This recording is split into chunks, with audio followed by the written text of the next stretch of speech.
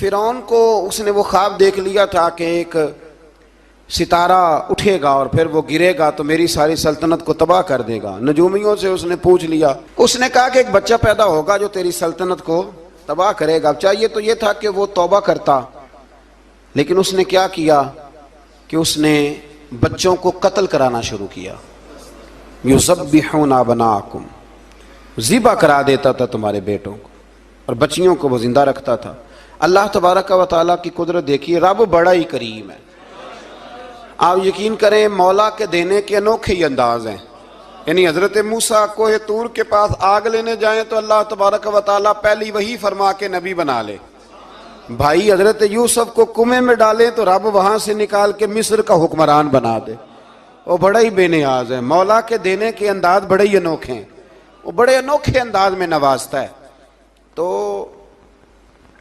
حضرت موسیٰ جب پیدا ہوئے تو ان کی والدہ نے پتہ کیا کیا، ان کو ایک صندوق میں بند کر کے دریا میں بہا دیا۔ اب دریا میں بہتے جا رہے ہیں تو ماں تھی تو پریشان بھی ہو گئی، ان کی ہمشیرہ کو کہنے لگی ذرا دھیان رکھنا کدھر جاتے ہیں۔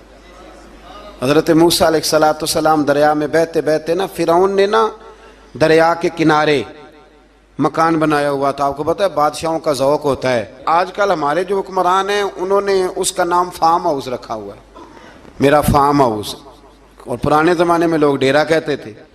تو اس نے بھی اس طرح کا فارم ہاؤس بنایا ہوا تھا۔ وہاں پہ حضرت موسیٰ علیہ السلام تیرتے ہوئے تابوت کے اندر، صندوق کے اندر جا رہے ہیں۔ فرعون اور ان کی بیوی حضرت آسیہ بے اولاد تھیں، بڑی تڑپ تھی بیٹے کی، وہ بھی وہاں کھڑی تھی۔ صندوق تیرتا ہوا آیا تو فرعون نے کہا کہ جاؤ پکڑ کے لاؤ دیکھو کیا ہے۔ جب وہ لے کے آئے تو آپ کی ہمشیرہ جو نگرانی کر رہی تھی پریشان ہو گئی کہ یہ تو اس کے ہاتھ لگ گئے، یہ تو اب مار ڈالے گا۔ لیکن جب خوبصورت اور چمکتا ہوا بچہ دیکھا تو بی بی آسیہ کہنے لگی یہ بنی اسرائیل کا ہے ہی نہیں، یہ تو پتہ نہیں کہاں سے بہتا ہوا یہاں آ گیا ہے، تم ایسے ہی چھوڑ، یہ پتہ نہیں کہاں سے رکھ نہ لیں، رکھ نہ لیں۔ تو حضرت موسیٰ علیہ السلام وہ کہنے لگا نہیں انہی کے ہیں، موسیٰ علیہ السلام اسی کے ہیں۔ تو آسیہ کہنے لگی تیرے تو سر پہ بس بھوت ہی سوار ہو گیا، ہر وقت وہی لوگ تجھے یاد رہتے ہیں، یہ پتہ نہیں کہاں سے بہ کے آیا ہے۔ اب رکھ لیا، مان گیا فرعون۔ آپ فرعون کے گھر میں جو اس لیے بچے مروا رہا تھا کہ میری سلطنت حضرت موسیٰ پیدا نہ ہو جائیں، تو اسی کے گھر میں پرورش پانے لگے، اسی کے گھر میں۔ اب عورتیں منگائیں گئیں دودھ پلانے کے لیے، تو حضرت موسیٰ علیہ السلام کسی بی بی کا دودھ نہیں پیتے، تو آپ کی ہمشیرہ وہیں دائیں بائیں گھومتی رہتی۔ تو کہنے لگی جناب آسیہ سے کہ میں ایک بی بی کو جانتی ہوں، بڑی صاف ستھری ہے، مجھے امید ہے یہ بچہ اس کا دودھ پیے گا۔ تو فرعون کہنے لگا دوڑ کے لا، تو وہ اپنی والدہ کو لے کے آئیں تو حضرت موسیٰ نے فوراً دودھ پینا شروع کر دیا۔ فرعون کو پھر تھوڑا شک ہوا۔ ایک روایت یوں بھی لکھی ہے بعض لوگوں نے کہ فرعون ایک دن اٹھایا ہوا تھا حضرت موسیٰ کی ابھی تھوڑی سی عمر تھی، تو آپ نے اس کی داڑھی پکڑ کے تو ایک گھونسا دے مارا، جلالی تو شروع سے ہے نا۔ تو کہنے لگا آسیہ تو مان نہ مان یہ بچہ وہی ہے۔ تو حضرت بی بی آسیہ کہنے لگی کہ تجھے غلط فہمی ہے، یہ وہ نہیں ہے۔ اس نے کہا دیکھو نا، یہ تو اٹھاتی ہے تو پیار کرتا ہے، اور میرے جب قریب آتا ہے تو اس کے لب و لہجے میں تلخی محسوس کرتا ہوں۔ اس نے کہا بچوں کو کیا پتا۔ خیر ایک طرف اس نے کھانے پینے کی چیزیں رکھتی ہیں، ایک طرف انگارے رکھ دیے۔ وہ بھی حضرت آسیہ کہتی ہیں کہ تجھے سمجھ آئے بچے بچے ہوتے ہیں۔ حضرت موسیٰ بچے تو تھے پر تھے تو اللہ کے نبی نا، اللہ کے نبی تھے۔ جب اس نے کہا نا یہ بچے ہیں، تو حضرت موسیٰ علیہ السلام بجائے انگاروں کی طرف جانے کے نبی تھے، وہ سیدھے کھانے پینے والی چیزوں کی طرف بڑھنے لگے۔ فرعون کہنے لگا آپ بتا۔ اللہ تعالیٰ نے حضرت جبریل کو بھیجا، انہوں نے کہا ادھر نہیں جانا، آپ ادھر جائیے۔ تو آپ آگ کی طرف گئے اور ایک کوئلہ اٹھا کے زبان پہ رکھ لیا۔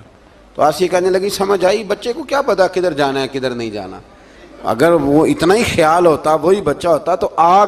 اور بعض مفسرین نے لکھا ہے یہ جو حضرت موسیٰ دعا مانگتے تھے نا رب اشرح لی صدری ویسر لی امری، یہ وہ آگ کا انگارہ جب کوئلہ منہ میں رکھا تھا نا تو اس کی وجہ سے زبان میں کچھ لکنت آ گئی، تو آپ دعا کرتے تھے کہ یا اللہ میری زبان کی وہ بند گرا کھول دے تاکہ میں کھل کے فرعون کے سامنے بات کر سکوں۔ وہیں حضرت موسیٰ پلنے لگے، وہیں پلے، وہیں جوان ہوئے، وہیں اللہ نے ساری دولتیں دی، بہن بھی ملی، ماں بھی ملی۔ اور سارے عزیزوں کا پیار بھی ملا. اسی گھر کے اندر اللہ نے پرورش کر کے فرعون کے ظلم سے بنی اسرائیل کو نجات عطا فرمائی. موسیٰ پھر فرعون کے گھر میں پلنے لگے اور جب جوان ہو گئے تو فرعون کے ہاں جو ظلم ہوتا تھا حضرت موسیٰ اس پر بول پڑتے تھے, جلال فرماتے تھے. تو فرعون پھر ناراض رہنے لگا, یہاں تک کہ اس نے آپ کو نکال دیا. آپ تشریف لے گئے وہاں سے. تو حضرت موسیٰ ایک دن شام کے وقت دوبارہ آئے بستی میں, لوگ سوئے ہوئے تھے. تو دو آدمی, ایک بنی اسرائیل میں سے اور ایک فرعون کی اپنی قوم میں سے, وہ دونوں آپس میں جھگڑ رہے تھے. لیکن وہ جو حضرت موسیٰ کی بنی اسرائیل کی قوم کا شخص تھا, اس پر وہ قبطی, وہ جو فرعون کے قریبی لوگوں میں سے تھا, وہ ظلم کر رہا تھا اور بوجھ اٹھانے کی بات کر رہا تھا. اب اس نے حضرت موسیٰ کو پکارا کہ یہ دیکھیں میرے ساتھ کس طرح کی بات کر رہا ہے. تو حضرت موسیٰ کا ارادہ بھی نہیں تھا, آپ نے بس اس کو سمجھایا, پر کچھ لوگوں کو سمجھ. تو حضرت موسیٰ نے پھر ایک مکہ مارا, ایک گھونسا مارا, صرف ایک ہی. یہ کئی تگڑے اور دلیر اس طرح کے بھی ہوتے ہیں کہ گھونسا ایک بھی برداشت نہیں کرتے. وہ ایک مارا, آدمی دھڑام سے زمین پہ گرا اور ماری گیا. حضرت موسیٰ کا ارادہ نہیں تھا لیکن وہ مر گیا. حضرت موسیٰ علیہ السلام نے اس بات پر اپنے رب سے استغفار بھی فرمائی. قرآن کہتا ہے کہ انہوں نے معافی چاہی کہ اللہ میرا ارادہ نہیں تھا. بہرحال اگلے دن نا حضرت موسیٰ دوبارہ آئے. وہ سنا کرتے تھے نا ہم کہ بیوقوف دوست سے عقل مند دشمن بہتر ہوتا ہے. وہ کم از کم دشمنی تو عقل مندی سے کرتا ہے نا, لیکن جو بیوقوف دوست ہو بیوقوفی. حضرت موسیٰ دوبارہ آئے تو وہ بنی اسرائیلی اگلے دن کسی اور سے جھگڑا کر رہا تھا. پھر اس نے مدد کے لیے پکارا تو حضرت موسیٰ کہنے لگے مجھے لگتا یہ ہے کہ تیری عادت ہے, تو خود بڑا جھگڑالو ہے, تو نے روز نیا جھگڑا شروع کیا ہوتا ہے. حضرت موسیٰ جب اس کی طرف بڑھے نہ ڈانٹنے کے لیے تو اس نے شور کرنا شروع کر دیا. کہنے لگتا ہے جس طرح آپ نے اسے کل قتل کیا تھا مجھے بھی قتل ہی کریں گے. یہ انسانوں کا مزاج ہے کہ آپ جب تک کسی کے طبیعت کے مطابق چلیں گے وہ راضی رہتا ہے, اور ذرا آپ اس کی طبیعت سے ہٹتے ہیں تو وہ شور کرتا ہے. اس نے کہا جی آپ مجھے بھی لگتا ہے ماریں گے. حضرت موسیٰ کلیم اللہ علیہ نبینا علیہ السلام کے بارے میں جب اس نے شور کیا تو بات پھر فرعون کے دربار تک گئی. وہ تو پہلے ہی بہانہ تلاش کر رہا تھا.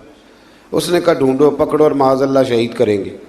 کسی نے آ کے خبر دی کہ آپ جہاں سے ہجرت کر جائیں, اس لیے کہ آپ کے لیے یہاں حالات درست.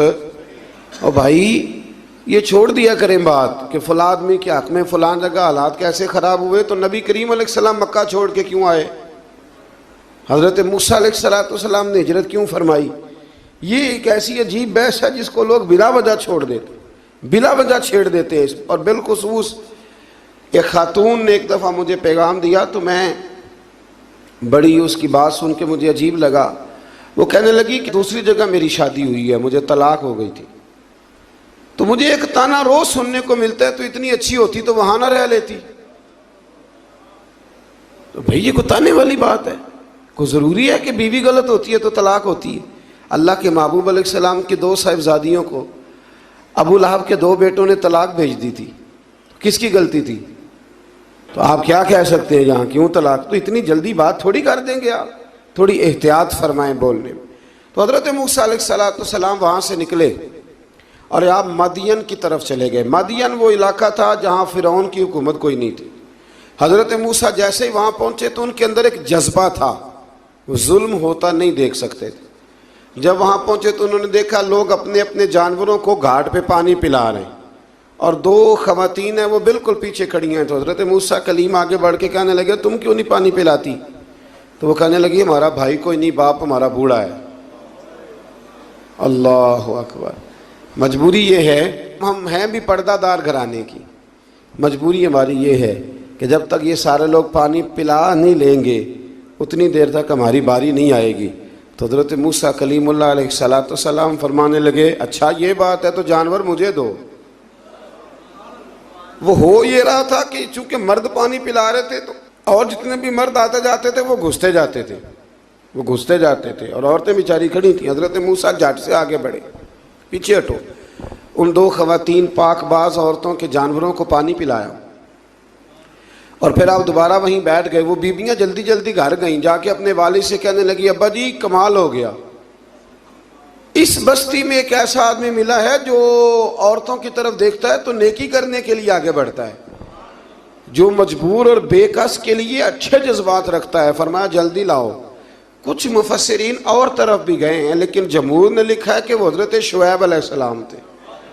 حضرت شعیب نے گھر بلایا، اپنی ایک بیٹی کو بھیجا، فرمایا بیٹے بلا کے لاؤ۔ وہ جب گھر آئے تو آپ فرمانے لگے آپ میرے ساتھ اجرت طے کر لیں، 8 سال یا 10 سال آپ میری بکریوں کو چرائیں، میرے گھر میں رہیں۔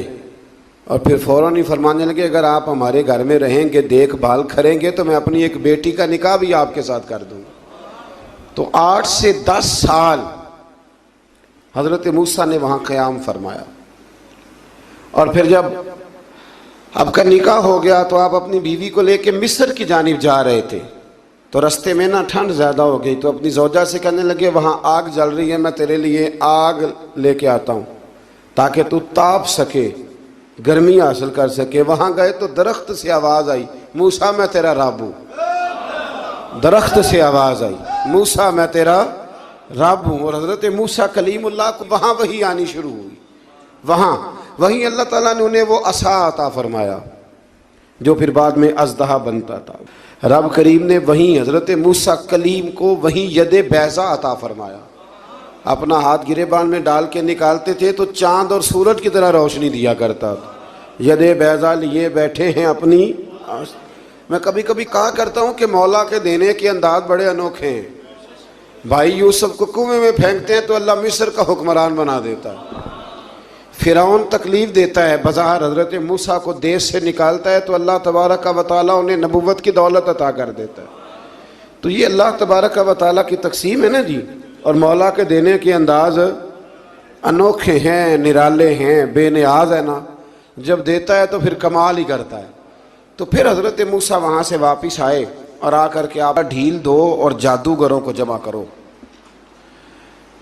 جادوگر آئے، انہوں نے فرعون سے کہا کہ ہم حضرت موسیٰ کے مقابلے میں جادو تو دکھائیں گے معاذ اللہ، لیکن اگر ہم غالب آ گئے تو پھر ہمارا انعام کیا ہوگا؟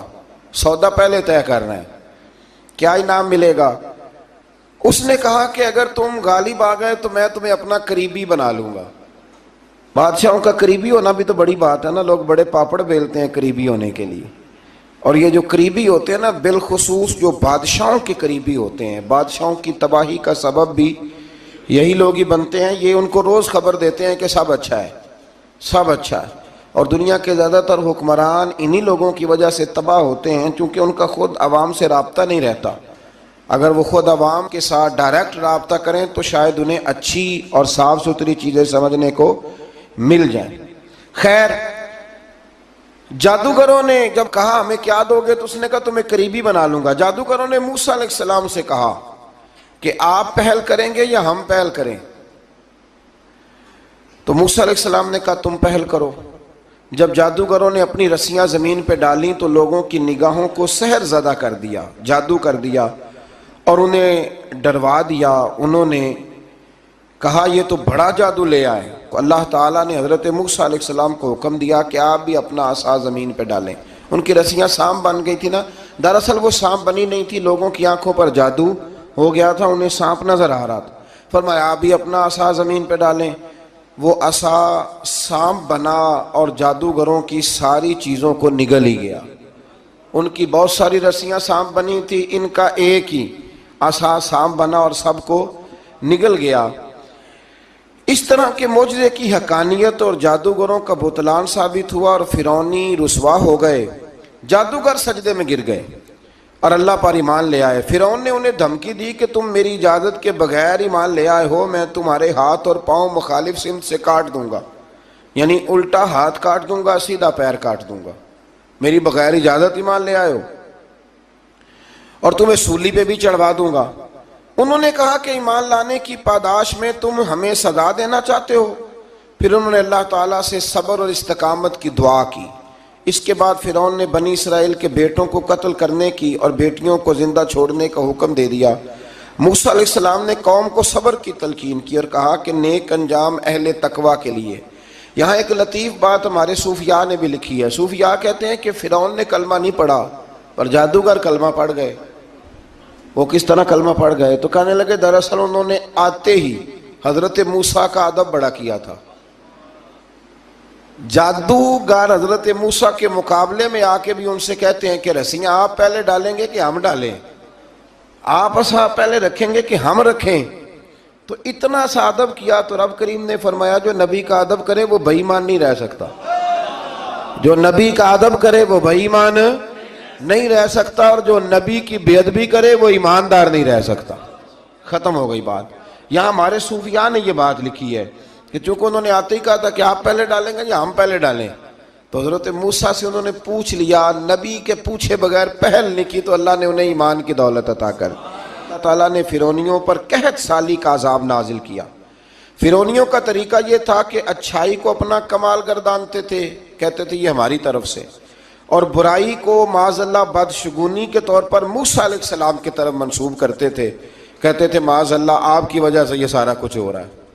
ہوتے نا، نہیں کہتے ہیں جب سے میں وہاں گیا ہوں تب سے. ہمارے بزرگ ایک لطیفہ بھی سنایا کرتے تھے کہ کسی زمیندار نے نماز پڑھنی شروع کی تھی تو اس کے جانور مرنے شروع ہو گئے.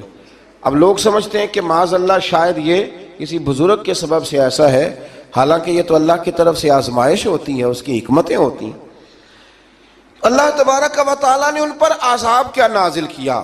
آیت نمبر 130 اور 143 کا بھی آپ سورہ اعراف کی پڑھیں تو اللہ تعالیٰ نے ان پر ٹڈیوں کا، جموں کا، مینڈکوں کا اور خون کا عذاب نازل کیا. یہ کس قسم کا عذاب ہے؟ جمیں پڑ گئیں، ٹڈیاں آ گئیں، یہ اللہ نے عذاب نازل کیا. جب وہ عذاب میں مبتلا ہوئے تو موسیٰ علیہ السلام سے کہا کہ آپ اللہ سے دعا کریں کہ ہم سے یہ عذاب ٹل جائے. تو پھر اللہ تبارک و تعالیٰ نے بنی اسرائیل کو سمندر پار کر کے ایسی قوم کے پاس پہنچا دیا جو بتوں کی پرستش کرتی تھی. وہ تو بچ گئے لیکن فرعونی سارے دریا کے اندر غرق ہو گئے. حضرت موسیٰ علیہ السلام سے کہنے لگے کہ ہمارے لیے بھی ایک خدا بنا دیجئے. حضرت موسیٰ علیہ السلام نے فرمایا بت پرستی کرنے والے جاہل ہیں. یہ بت پرست قوم کے پاس جب گئے نا بنی اسرائیل والے، بت پوجتے ہوئے دیکھا تو کہنے لگے ہمارے لیے بھی سامنے بنا کے رکھ دو.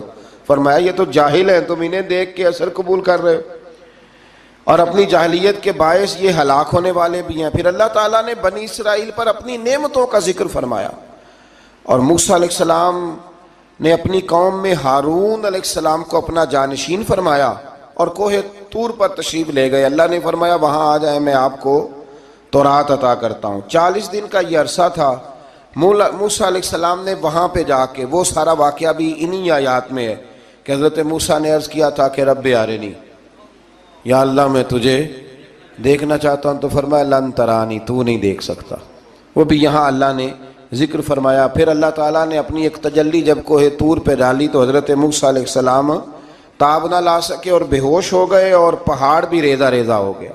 اس کا ذکر بھی اللہ نے انہی آیات میں فرمایا. آیت نمبر 144 سے 155 تک حضرت موسیٰ علیہ السلام کو رسالت عطا کرنے، کلیم اللہ کا منصب عطا کرنے، تورات عطا کرنے کا ذکر ہے. آگے چل کے بتایا کہ جو متکبر لوگ ہیں نا وہ آیات الہیہ سے منہ پھیرتے ہیں، اور جو لوگ اللہ کی آیات اور قیامت کو جھٹلاتے ہیں ان کے اعمال باطل ہیں. پھر موسیٰ علیہ السلام کے کوہ طور پر قیام کے عرصے میں بنی اسرائیل کے زیورات سے بچڑا بنا کر اسے معبود بنانے کا ذکر ہے. ان میں ایک جادوگر تھا سامری، سنا ہے سلالہ میں اس کی قبر ہے. حضرت موسیٰ کوہ طور پہ چلے گئے تو اس نے پیچھے سے نا سونے کا ایک بچڑا بنا لیا، اس میں سونے کی تاریں اس کے منہ میں لگائیں، ہوا چلتی تھی تو بجتی تھی. اتنے کمزور عقیدے کی یہ قوم تھی کہ انہوں نے فٹافٹ ماننا شروع کر لیا.